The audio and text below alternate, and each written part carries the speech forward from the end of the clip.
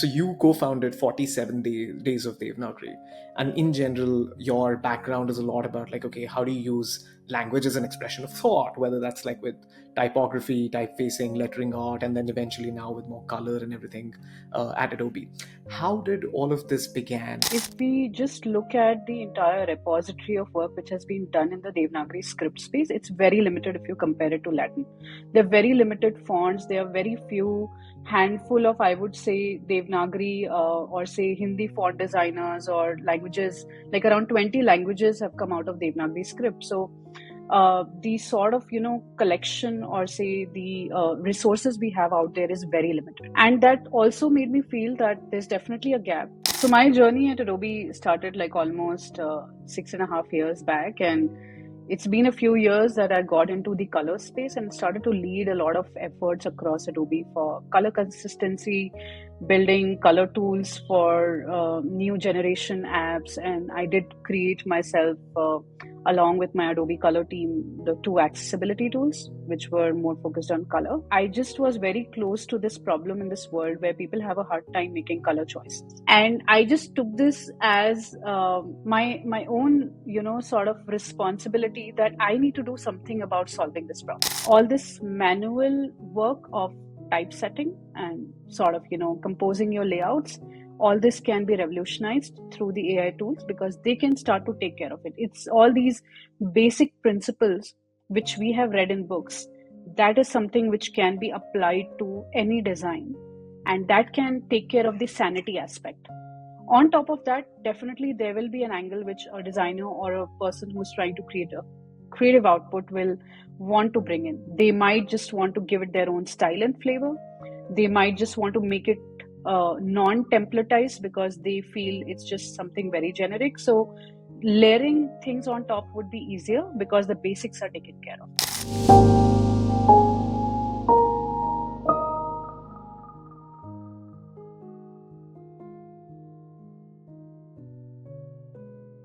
Language is an expression of thought, and that expression changes the way you write, the way you see, the way you speak.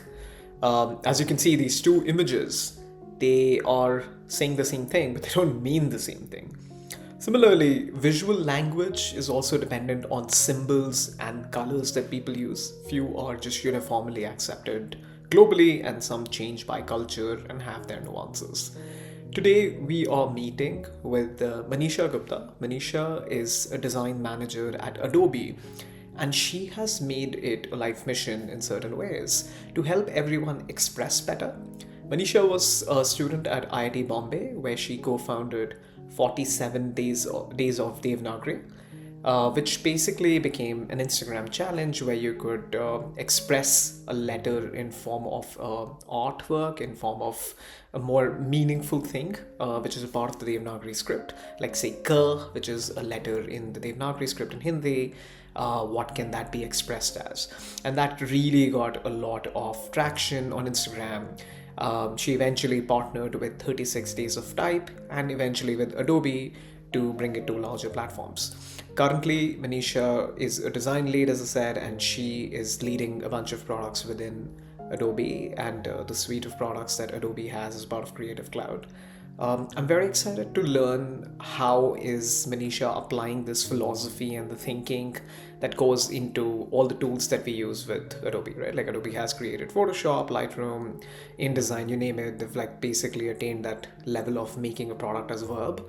But then there's so much of thought that goes inside this. There's people like Manisha who are essentially creating all those tools. So stay tuned as we explore language as an expression of thought in today's episode of Building It Big. Hello, Manisha. Thank you so much for joining the show.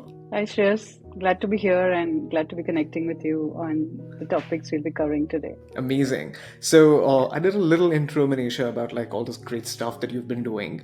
I just wanted to like dive straight into. So you co-founded 47 Days of Devanagari, and in general, your background is a lot about like, okay, how do you use language as an expression of thought, whether that's like with typography, typefacing, lettering art, and then eventually now with more color and everything at Adobe. How did all of this began, and like where does the idea really come from? Can you tell me a little bit about that background? Sure, sure. So I was doing a master's at IDC Bombay. That's where we were studying typography and type design in a lot of detail because we had subjects around typography. So that's when I started to learn about expressive typography, concrete poetry, and I understood that, typography or type design is not just about 2D alone, but there's so many 3D aspects to it. And it all comes from how words kind of are formed combining the letters, and there is like a lot of association within it, there's expression within it. So that's something which got me fairly excited, and then that also led me to kind of work on various subjects I was interested in. So I was very deep into photography and filmmaking, and I found like a way to sort of bring all these interests together. And there was a concept which was very unique at that time. I called it as a project called type theater, which means that the letters will be like actors on stage, actors who are performing, they have a tonality and they're expressing themselves. So I had done like a lot of work combining different styles and material, and I had this great collection of letter forms which I had created, never seen before. It was almost like a movie which everybody wanted to see, and they were really applauding the whole effort because it was like absolutely a fresh idea. And then while that was residing in my reports and in my submissions as just a college project, and when parallelly a couple of years after that, when 36 days of type was happening, there was this urge to bring out all that work from my hard disk and from my collection of all the past material. And I said, I need to do something about it. Can I submit it somewhere? But 36 days of type was only focused on Latin script, so I knew that I cannot submit it there. And what can I do about it? Because I wanted to celebrate my own script, Devanagari, with maybe a wider community and more audience, and I wanted to show them how rich it is. There's so much of expression in it. So that's how 47 Days of Devanagari was born. I just called a bunch of my friends and I said, would you guys want to join me together? Let's start a Instagram challenge, and we will sort of publish one letter per day. Let's decide a calendar. And they said, yeah, let's do it.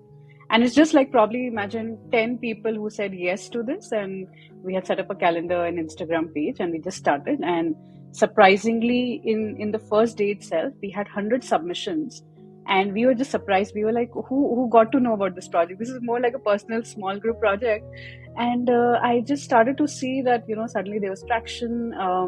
There was hashtagging which was happening, and people were submitting their work. And then I just immediately felt like, there is a wider community out there that connects with this topic.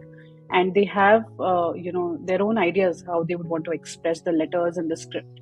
So this is how the birth of the project happened. Like, it started from this college project, the type theater project, but then later became more like, an Instagram-based challenge, which we named as 47 Days of Type. And the reason was also because the Devanagari script has around 47 letters, 33 consonants and 14 vowels. So we just combined that and then had set up a calendar to like start this challenge online. Yeah. So there's so much to unpack there, and I love that whole hockey stick kind of a trajectory of like, oh, let's just post this, and like there's so many posts coming out, right? Yeah. So you mentioned 36 days of design. Do you mind like just basically doing very quick intro of like what is 36 days of design for those who wouldn't know it? Yeah, so 36 Days of Type was another parallel Instagram-based project, which I think would have started around the same time we were doing it, but it was led by two designers in Spain. As far as I remember, it's Rafa and Nina, and I briefly chatted with them because we later worked out this collaboration with them. But they had initiated this again to celebrate the Latin alphabets, and they were doing it more globally like a challenge. So this is something which we knew was circulating in the design community because there were a lot of people who were participating already. So this is a little bit of a background about what 36 Days of Type was. Got it. And okay, so then switching to your project, right? Like 47 Days of Devanagari. So it's a great idea. Over 1 billion people, I guess, in some form or shape, definitely associate with Devanagari scripts and the languages that are using that script, right? How did you identify, or I mean, of course, like over the Instagram profile and everything, people started kind of trickling in and pouring so much love. But what was it that kind of like drove you towards you know what, like I see that gap wherein there's so much happening in Latin scriptures, but nothing in particular for Devanagari. And I believe my follow-on question from there would be, what about other scripts such as, say, Gurumukhi, Arabic, and the ones which are still not, like, say, in the same level of coverage? Yeah. Absolutely. I think if we just look at the entire repository of work which has been done in the Devanagari script space, it's very limited if you compare it to Latin. There are very limited fonts. There are very few handful of, I would say, Devanagari or say Hindi font designers or languages. Like around 20 languages have come out of Devanagari script. So the sort of collection or say the resources we have out there is very limited. And that also made me feel that there's definitely a gap. Having gone to a design school, I knew that there were very few people who were interested in developing a native language font because it's Yeah. hard. It's hard because of its structure.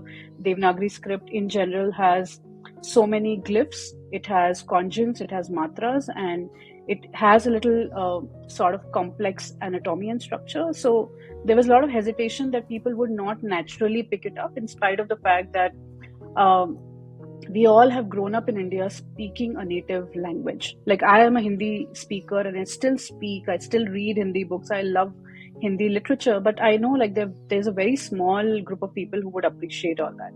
So that was one reason, because it belongs to my root, it's who I am, and I definitely wanted to do something about it.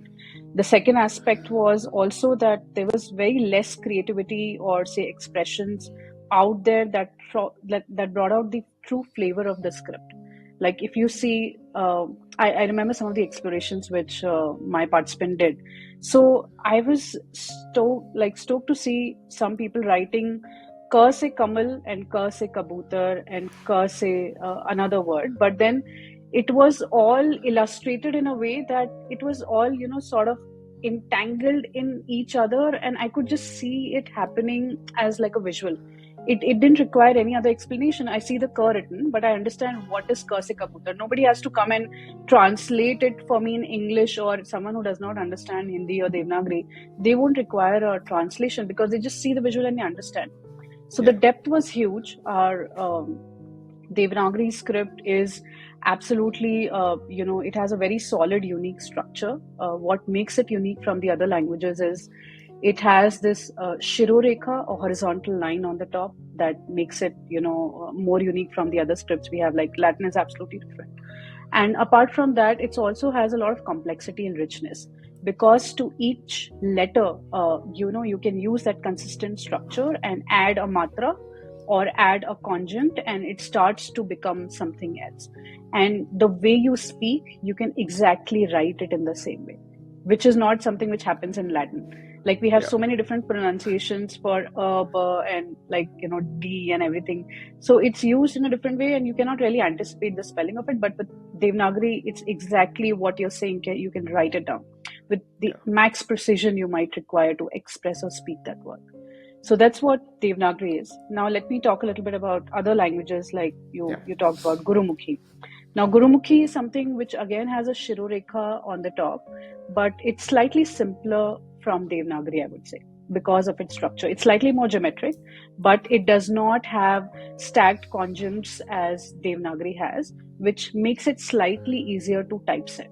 And when I say typeset, in earlier times we used to really do the lettering by hand. We used to stack like one letter at a time on like a metal tray and then print it out. This is how newspapers were printed at that point of time. But later also, when you do it on a digital device like a computer or any digital screen, there's a bit of typesetting you have to do when it comes to like leading and setting the character spacing and all. So Devanagari is slightly complex, Gurumukhi is slightly easier. And then if I talk of something which is absolutely contrasting as a script, I would take an example of say Arabic. It has like a very flowy character. It has a very different visual style and a structural paradigm. And the letters are cursive. They are joined to each other, and that just gives it its own beauty because it's not like how Devanagari and Gurumukhi are so structured and so geometric. So it's an absolutely contrasting script. And also the unique aspect in Arabic is that when you write a letter, based on where that letter is positioned in the word, the variation of that letter comes into picture. If it's written differently based on the position. If it's at the start of the word, then it's written in a different way. If it's in the middle, it's written in a different way, and so for when written in the last, and when it's written uniquely in isolation. So Yeah. Arabic has like a lot of variation within its own letters, and it's a lot more consisting of strokes and curves.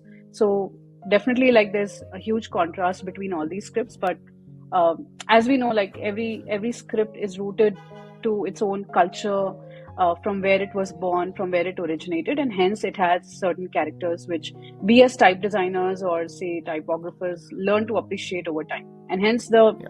possibility of expression is huge within each script. Yeah. Would you say that when you say variations in Arabic, right, is that akin to cases like, say, letter, like, I don't know, title casing, camel casing, or something like that? Would it be as similar to that, or is it just a lot more nuanced?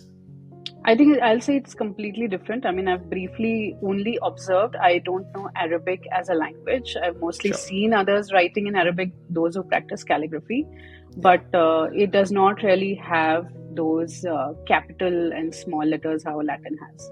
hmm Okay, got it. Okay, so then now switching over to, okay, you've got this project which has really gotten so much of traction on Yeah. Instagram. Now, you had a collaboration with 36 Days of Type, and you also collaborated with Adobe, right?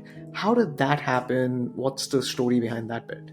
Yeah. So I think with the first edition of 47 Days of Devanagari, we proved our idea because when we had put this challenge out in the world, there was a lot of traction, excitement. There were people who were reaching out to me and they said that they were very interested and keen on this project.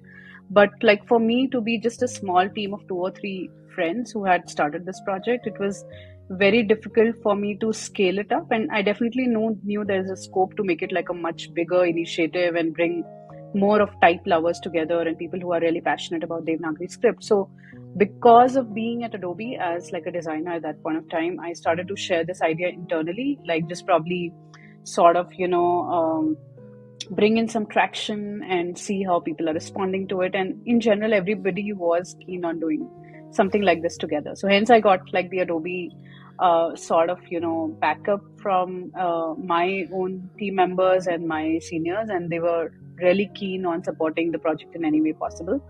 And then it so happened that I happened to go to Spain at that time around, and I also saw a good vibe of how 36 days type was across the city. There was a little flavor here and there while I was like traveling in Barcelona, and that project was again very talked about because I was meeting a bunch of designers. And I just felt naturally that, I should reach out to them, and hence we connected, and this collaboration kind of worked out. But they were really, supportive of the project because they felt the passion which I had for taking this work forward. And hence, I think everybody said yes to it. Surprisingly, there was no angle of monetization. There was no money involved. Nobody was paying anyone. It was all free. It was open for everyone to come and participate. So that also just made it very sort of, it's just true towards an objective. Like there was a mission which everybody felt behind it, and everybody wanted to be part of it and contribute. So hence this collaboration happened, and it was like a huge success with our second edition when we joined forces with 36 Days of Type and Adobe. Nice, nice. Yeah. And I mean, it can just not feel that much from, say, a regular user myself who's been like, oh, fine, I go to Microsoft Word or I go to like Adobe Photoshop, and here's a font that I'm choosing, and like I'm getting along with my job, right? But there's so much that goes around, like, okay, how is the T different from the O, and like where does it space and whatnot? And yeah, it's just incredible how people think about these things and like actually make it happen, right? And when you do it for Devanagari and all these other scripts, I mean, yeah, it's just amazing. So anyway, so then moving on to with your Adobe life, right? Like now you have a career at Adobe, and not just type, right? Like now you embraced color and also symbols, and like how do you basically bring that as a language of expression, right? So can you tell me a little bit about like what is the philosophical underpinning of color as a language, firstly? And how do you think color can communicate universally, or how does it communicate universally? So my journey at Adobe started like almost 6.5 years back, and it's been a few years that I got into the color space and started to lead a lot of efforts across Adobe for color consistency, building color tools for new generation apps, and I did create myself. Along with my Adobe Color team, the two accessibility tools, which were more focused on color. So all that work came into inception because I just was very close to this problem in this world where people have a hard time making color choices. And even as designers and being in the creative space, we have a huge struggle to understand what color palettes or what colors we should be using in design so that it is universally accepted, plus it takes care of the contextual and the cultural aspects in case it has to be used in a certain scenario. If it's for a very specific audience, what are the things to keep in mind? So hence it just got me going deeper into it, and at that time there was no such tool which existed within the platform we had, and I just took this as my own sort of responsibility that I need to do something about solving this problem.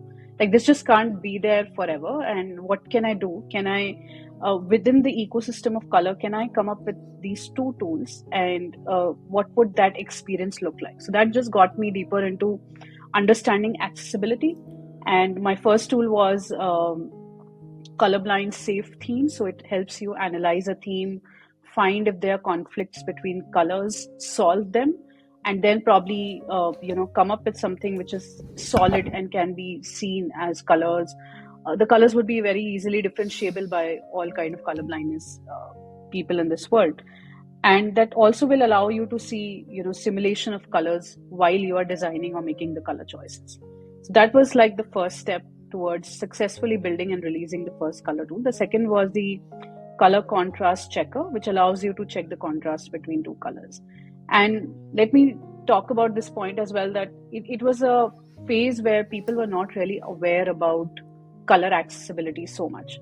So I also went ahead and spoke about it in several forums. I published articles, and I tried to submit my project for, say, Fasco design, so that it could be. I mean, it also received an award, so it could reach to a level where there is a global awareness, which just happens when people see the tools on such a platform. They get definitely curious about how does it work and can I use it in my project. So, and I also did conduct a lot of sessions with the users. Like, even while crafting the tool, it was co-creating with the users so that I understand where the pain points are, what is the challenge they are facing, what kind of context they have, what are the kind of outputs they are creating, and where is the struggle, and can this tool become a very handy tool for them?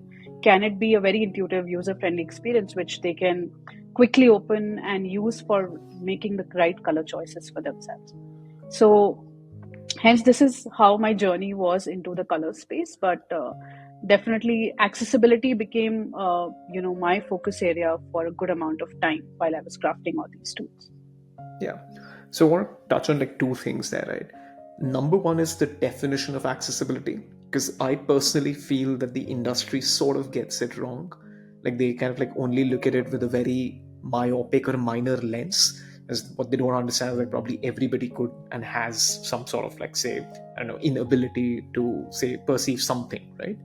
So what was your definition and how did you tackle that? That's first part of the question. Secondly, you did mention around Yeah. like research, so you went down to like did a lot of user research yourself. I want to understand more around like who were the people who you spoke to in terms of user research. Were these just UX designers who are, say, essentially creating say the front end designs and like, say, mock-ups and everything, or are these also users who are actual users of, say, these interfaces such as the apps or what do you call the websites or what have you? So accessibility is a very broad topic, I would say, and I was primarily focusing on the color accessibility side of things, which means that just dealing with colors and their contrast and their legibility. But then definitely there's a lot more to it. Like, today we have tools which would allow you to check the color contrast, which will allow you to make sure you are making the right choices for the typography in your designs, which means you are taking care of the minimum font sizes, the weight which is required, and you're making sure everything is legible across the document. So again, that is second aspect. Then there is an aspect of tap touch targets. So Yeah. touch targets for everything, like all kind of surfaces. There is a guideline to it, and that has to be kept in mind. And then also fourthly was the visual simulation, so that you can see how everything would work and will be used by someone who might be challenged or who have like a very specific need. So how does all of this kind of come together and designs qualify to meet those basic standards? A lot of this is also defined by VCAG. It's an organization that gives you like a check whether your designs are compliant and does it take care of all the accessibility standards which are required to be met. So that is also like a space which is a go-to place for learning and updating yourself time to time, because they keep releasing like a newer versions of what these guidelines should be, with new upcoming kind of devices and touch surfaces. So these have been I'll say again, I'm touching the surface, I'm not going deeper into any of them right now, but these are some of the core pillars of accessibility, I would say. Another one is like screen reader. So screen reader is another aspect where through the keyboard you should be able to navigate the design, which means like structurally it is designed in a way that the layout allows keyboard navigation in a very smooth way. So again, all this is comes under the paradigm of accessibility, but there's a huge scope to learn and as designers groom into these individual areas. A lot of companies are making it mandatory that the design teams and probably the PMs and the PGMs, they all have to be trained to understand what these accessibility standards are, because we want to make it like not an afterthought. I think every company is now pivoting towards making it like a mandate, like we should know it and we should make it part of the process from the very beginning. Yeah. So that's my answer to your question one.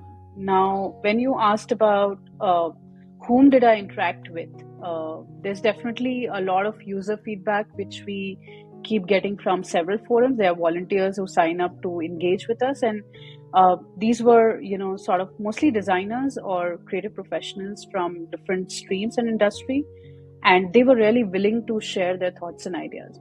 But again, when I connected with them, I mean, it was so empathetic as an act for me to be able to have our conversation with them and understand their challenges. I understand the space where they work, the kind of people they are designing for. Some of them might be teachers and they are doing like school assignments for their kids, and maybe like there's a student in the class who might be autistic and they are probably slow learners, and they have to be very sure that they are making the right color choices, the fonts are big enough. So all these aspects were giving me a good idea of what the real ground situation looks like where do designers need to also look at, and not just probably make super simple shiny user friendly designs, but there are these special needs which we need to also start take care of. And accessibility is a great playground, I would say. Like if we start to look at that aspect of accessibility and make it part of our design process, everything will be taken care of from the very beginning of any design project or journey. Yeah.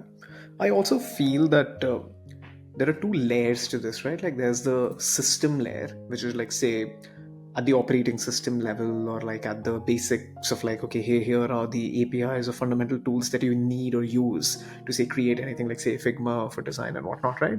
And then there is the other layer of like, okay, where does your creativity come as say an individual designer or an individual engineer and whatnot, right?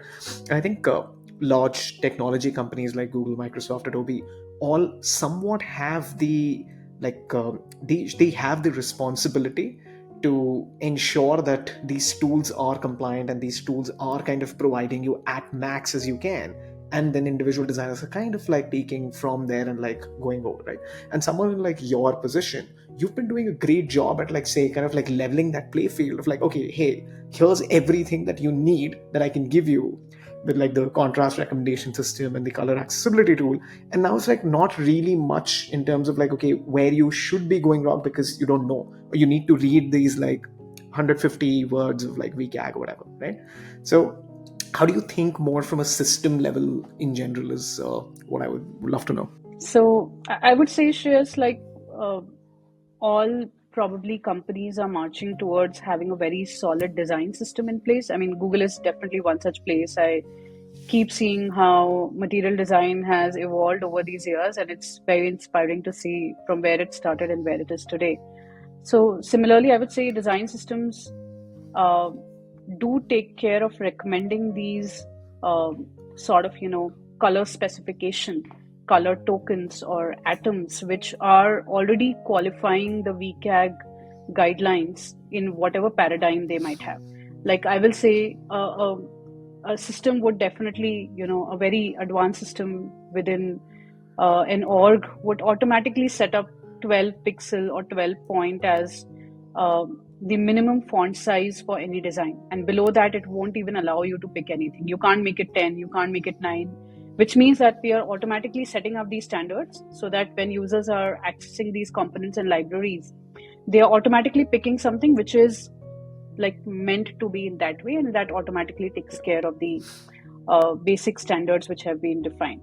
Similarly, for colors, colors is a very subjective space. Like how wide it can be, and there can be millions of colors, and people are mostly confused. What to do where, and what does it mean, and will I go wrong? There's always this like fear about using colors. So I'll say universally, some colors and their context and languages are defined. Like we definitely know red stands for something which is to alert the users. It's to like give them a heads up about a danger situation in the physical world, and universally it's established sort of paradigm for what red stands for. And we don't have to educate people about that, whether designers or non-designers. But when it comes to probably, making choices for applying a black to a text, I see a lot of people struggling with that. They will try to make it 100% black, thinking it's the highest contrast, it's the best to have, but it's very hard on the eyes to read. And as someone who has been in the color space, it's always recommended to go a little down on the saturation and lightness and pick something which is more grayish than 100% black.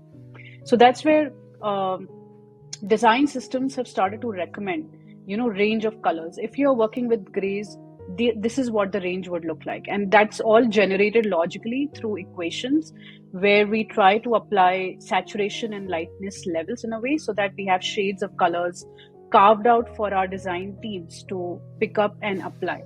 They don't have to really put their brains into thinking, okay, if we say the primary call to actions have to be purple, and they should probably not struggle with identifying the right purple, because within the hues of purple there can be so many types of purple. Someone might be imagining a pink purple, or like say a blue purple and whatnot, and hence we say design system will define the individual hues, the core and the pure colors, and the shades which will be derived under each of them, with a very calculated and systematic way of applying certain saturation and lightness level.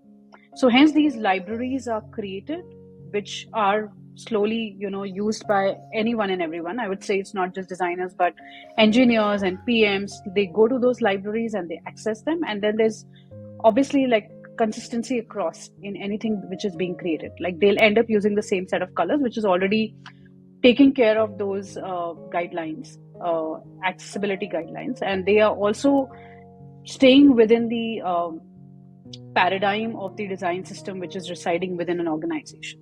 So they don't end up going and using something very differently, because when it lands into a product or an interface, it might just throw people off, saying, okay, this is not what we want, and this does not belong to the product we are building, and where did this come from? So there are so many repercussions of that, and design systems can take care of it because they are aligned, and they take care of all these definitions, standardization, and meeting the guidelines and such aspects, so that it's scalable, it can be used by one and all, and there are no glitches which we have to solve later by raising issues and highlighting any of these gaps. Yeah. No, I mean, I personally really appreciate this, speaking as a product manager, and I'll tell you the reason for that. I feel taste often in a position of agency overpowers guidelines.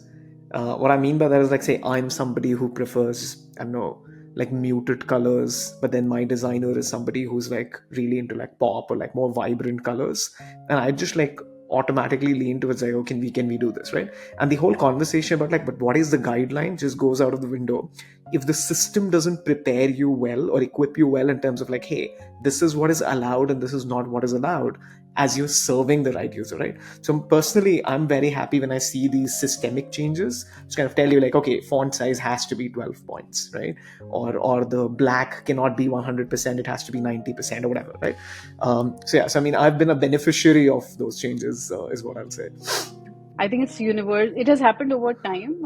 Definitely, I'll say 10 years back when I started my career in design, this was at a very inception stage. People didn't knew about it. Design systems were in process, like they were being built, and it was not really fleshed out in a way that it could be consumable.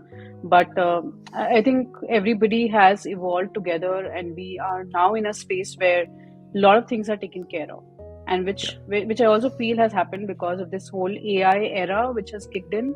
Because now we are just like one prompt away from getting access to any information, and we have great tools which are guiding us on a day-to-day basis. So that also has been like a revolution to standardize a lot of things so that the yeah. do's and don'ts are clear, and people are not really struggling to really find those information hidden in books or help pages, and they know where to access it quickly and faster, and also see if there's a pattern to it and can they learn something from that and apply it to their day-to-day design.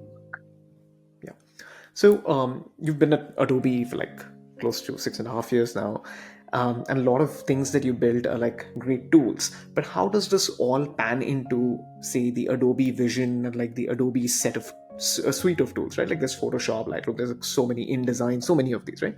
So can you talk to me a little bit about that, Manisha? So I would say Adobe has a very robust ecosystem, as we have Creative Suite of apps and so many other clouds, and everything is interconnected because of the interops we have set up within all these products and tools. So what would happen is that if you are, say, defining the guidelines somewhere, or for example, if you're setting up, say, for a project, you're setting up a color palette and you save it to an Adobe library, you will be able to access those colors across the Adobe ecosystem. And that's a huge plus because it's a one time effort where you are at the start phase of your project. You are defining something and you have a team that is supposed to follow the guidelines you're setting up. Now, for them, if they work within the Adobe ecosystem, it is going to be very easy to access and pull all these fonts and font variations and colors and color combinations and themes, images, illustration, all under the hood of libraries, because that's the space where you can organize everything and it's quickly accessible for one and all who are tied up to the Adobe sort of, account which is shared within a team, or say shared across different apps. So I think this is how I see it. Just becomes a lot more seamless and it pans out very well. And I've seen mostly like success stories how people leverage it because it just makes them efficient on a day-to-day basis. They don't really have to struggle to, okay, find access to this file and folder and give permissions. It's just all there. It's just seamlessly present for you to access and try out. Yeah, it's like more like templatization in a way. Yeah. Okay, so on the you mentioned about AI a little bit, right? And it's just like no conversation gets completed without the use of the word Gen AI nowadays. So I mean, with the advent of all these AI tools and like I don't know, write a prompt and like gets everything is generated, right? How do you see more like typography as a whole and color accessibility evolving there? You've of course mentioned that a lot is like kind of done for you now, but beyond that, how do you see this kind of changing the landscape of how people create? Yeah, I think definitely that's a great question. And AI intervention into a creative's life has changed a lot of things. As I said, like access to information, understanding the patterns, and probably learning how universally things are happening has become a lot more easier. We don't really have to go and read the research papers as much as we used to do earlier. So it's become just probably a prompt away for a lot of context we have. The way I see it's revolutionizing, or it could potentially revolutionize the typography spaces, that still a lot of designers, or maybe even non-designers who are, say, marketers and communicators, they do have a hard time setting up the typography in their designs. They have a hard time understanding what font sizes to use, what is that line spacing or character spacing I need to maintain, how to compose something in a way that it looks aesthetically great and helps my content to stand out.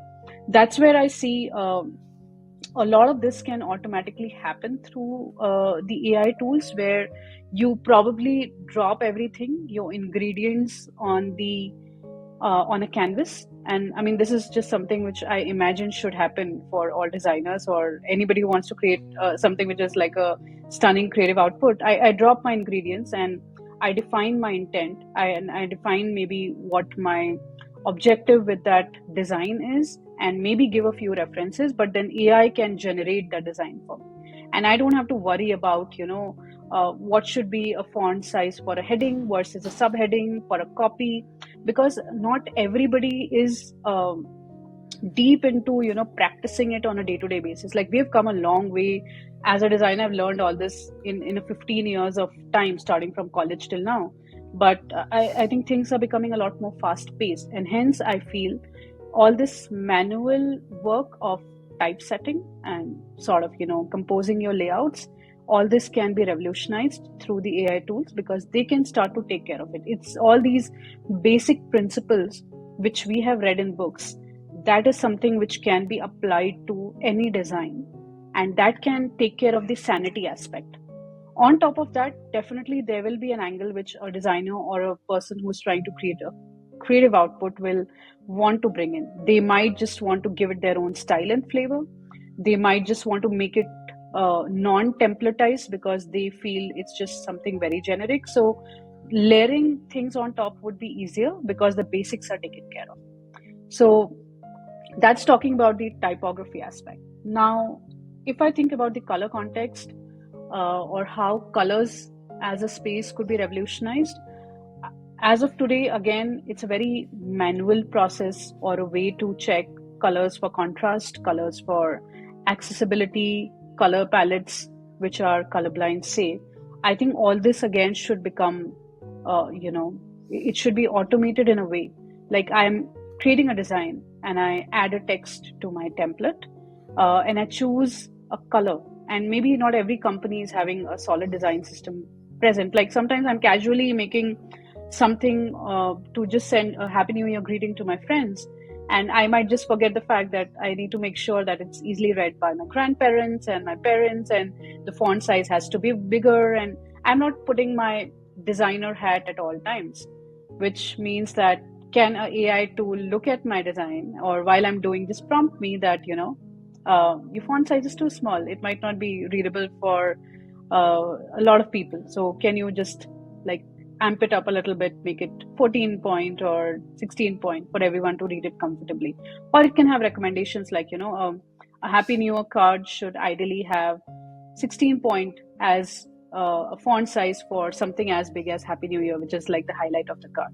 So I'm saying it can become a lot more conversational. It can become a guiding, more like a companion. When I'm making those choices, it can tell me where I'm going wrong and can correct me quickly, rather than me sending out this card and half of people not able to read something and complaining about it.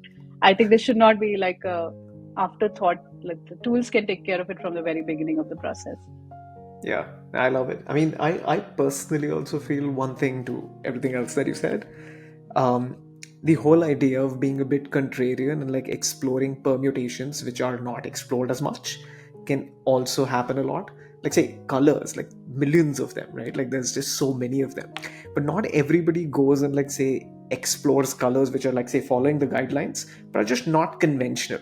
Like, say, you think of, like, I don't know, something to do with the finance apps, it's like blue and green which comes to mind, right? Why? Like, let's do something like completely crazy, right? I think a lot of that can also happen. The Yeah. more Gen AI or like just in general AI tools are probably in your hands to be more creative and expressive. Yeah. I think in the creative space, the AI tools can definitely revolutionize, because I think we have, I mean, I'm just doing and bringing out my blue sky thinking for colors as a projects for the future. I feel like, there's still like a very limited exploration which has happened in the color space.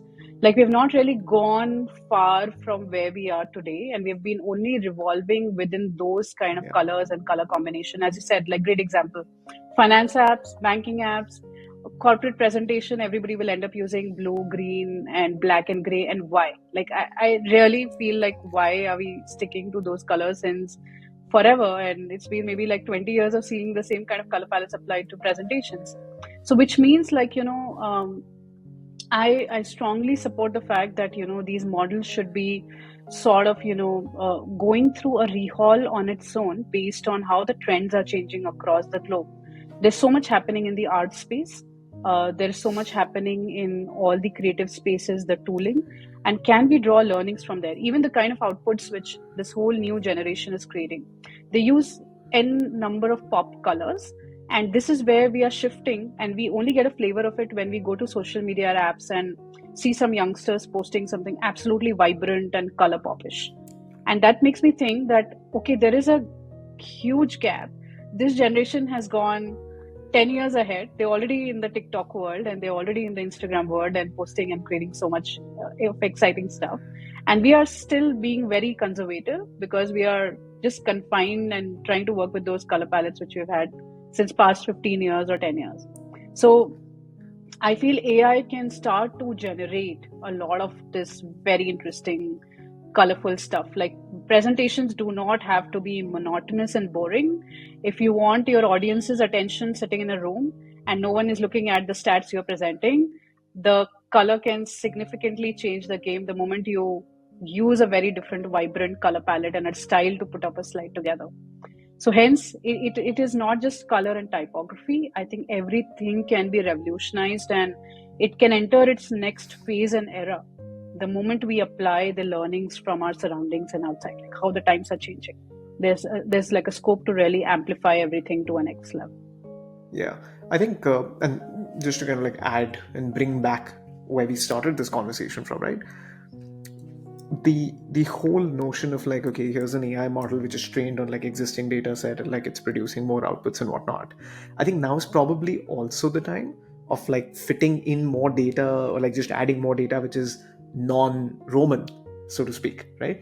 So can we add like more Devanagari, more Gurmukhi, and all of those other scripts as well, such that that level of creativity or the number of outputs also increase in like the dimensions that it can explore, right? Probably that level setting can also happen because, I mean, as you said, right, like there's like print which is happening, and like, okay, there's so many like fonts and like types and whatever, and then eventually we just kind of like graduated from there in a very linear fashion, but now we don't need to be as linear as that, right? So what are your thoughts in general around that?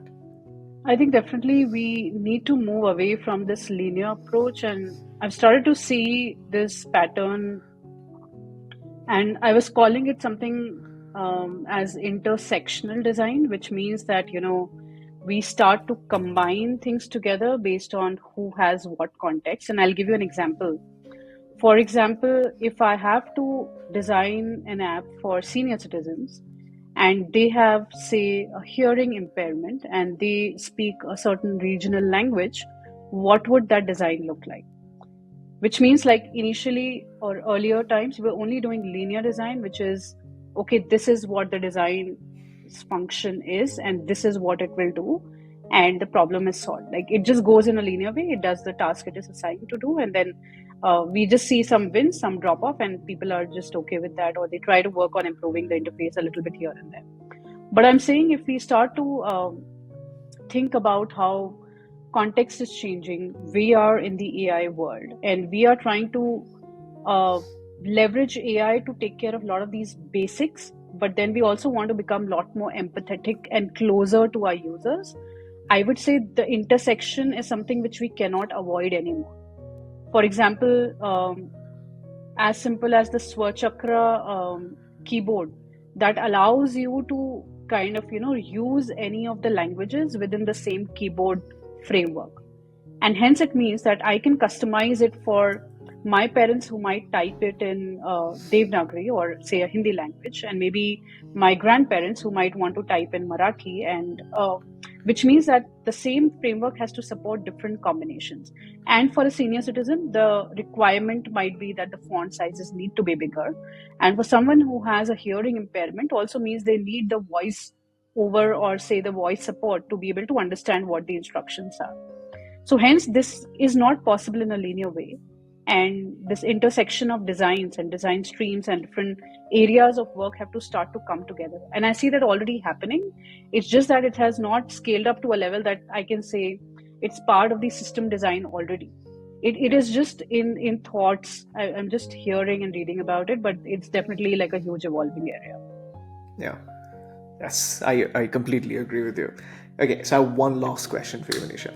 Um, what is it that you know today that you wish you knew 15 years ago when you were starting your career? Or like college as well, for that matter. Um, I think everybody has a unique journey. It's not something I would say I knew earlier, but I think I have a philosophy for myself and with which I've worked and sailed through for such a fairly long time. Um, and it has evolved with my own journey. And it is learning by doing. So I just probably don't lean on books and I don't lean on theories so much. Then I try to do it myself to make mistakes, to learn out of that process and embrace those failures all the time. So hence I'm an absolutely hands-on person. I mean, in spite of being a design manager, I still work on designs on a day-to-day basis, which I kind of love to do with my team.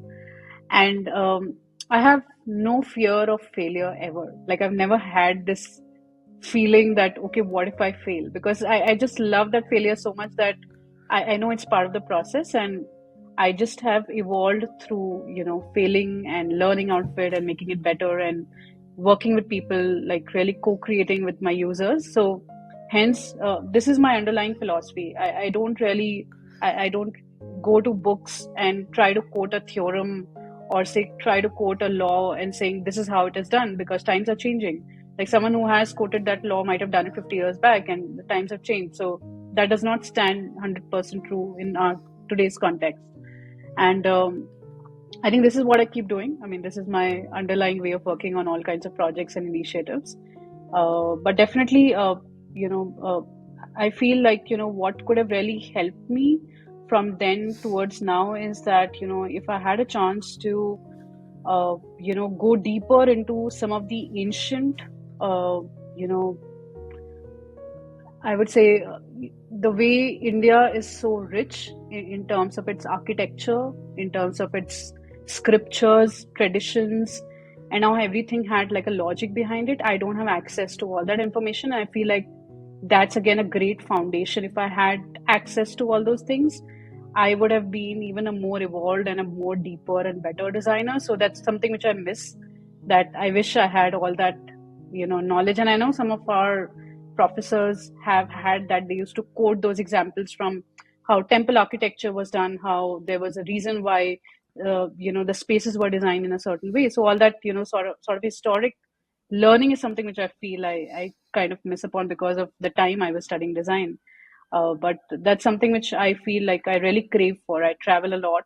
I go to new cities. I go visit a lot of places. I meet people. I try to understand, absorb culture. And that's mostly to understand, how uh, we have evolved as a generation. And being close to Devanagari also ties up to that India is such a rich country, which with such a rich tradition and past and culture. I think the onus is on us to celebrate that and bring it forward to the world, so that that thing is not just lost in books and times. We just have to do something about it. So that's also another second area where I keep thinking about, what can I do and how can I contribute. Yeah. I'm not sure Manisha, if that answers your question it directly, does. Shreyas, but I mean, I'm just trying to put my thoughts here. No, no, no, it does, and also it was meant to be an open-ended one in terms of how you feel about things. Anyway, Manisha, that brings us to Yeah, the end of this conversation. This was such an enlightening one. Thank you so much for sharing yeah. everything that you've done. I will say, I mean, of course, having been working in technology for a decade and plus, um, it's just so like I often feel like I've just not known so many things which I'm using every day, and these conversations have always helped me personally, right? Like, so I'm hoping a lot of other people who will watch this will also find some more information and some new knowledge to grasp on. So thank you again for doing this.